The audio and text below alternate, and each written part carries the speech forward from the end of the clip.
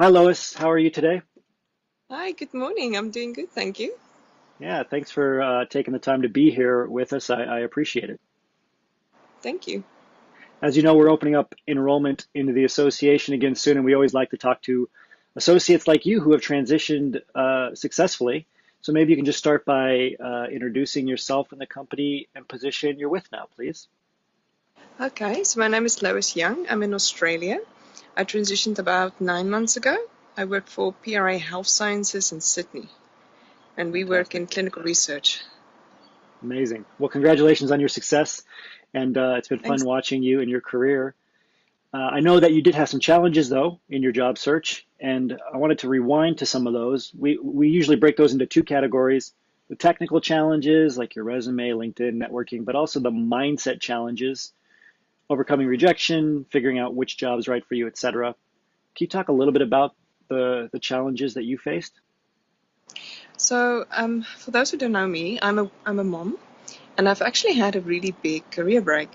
So we moved to Australia just after my PhD, and I found myself in a new country with no network.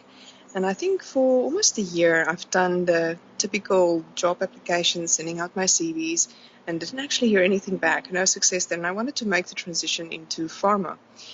And then we decided that we might just as well start a family. And that whole journey just took me out of the job market for almost 6 years. And then after that, when I felt ready, my kids were ready to go to school, I thought I wanted to get back into the job market. But now I faced a much bigger challenge because I actually had a career gap on my CV as well. Hmm.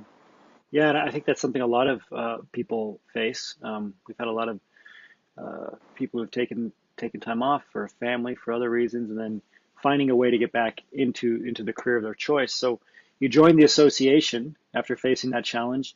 Can you think back to some of the immediate benefits you saw, or some of the early aha moments you had in terms of the materials? Well, I've actually had a bit of an interesting journey with getting back because I first seeked out just local career services that offered something quite similar to CSA, but just didn't quite equip me to actually implement it and really successfully make that transition. And so I was on LinkedIn and I saw some of the CSA posts, which led me to look at some of your videos.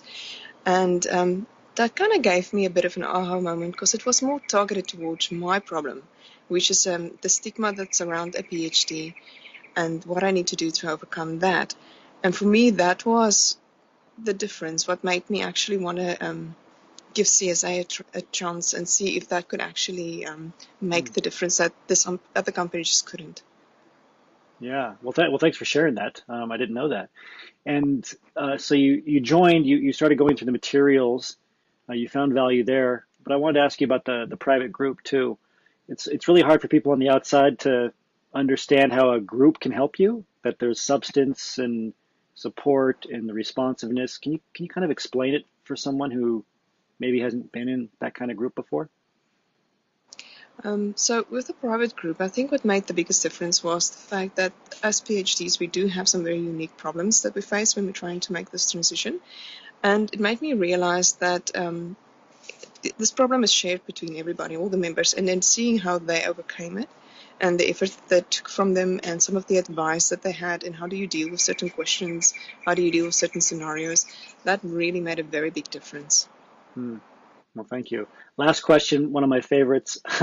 As PhDs, we evaluate things carefully. Did you have any reservations prior to joining? And if so, how are they alleviated after you joined? So, because I've already had an experience with a similar organization that tried to help me make the transition, I was afraid that this would just be that again. Hmm. But the quality of the material, the overwhelming amount of the material and the program, and some very much more clear direction, much more clear steps, and then also the added value of the group and the shared experience of the other members.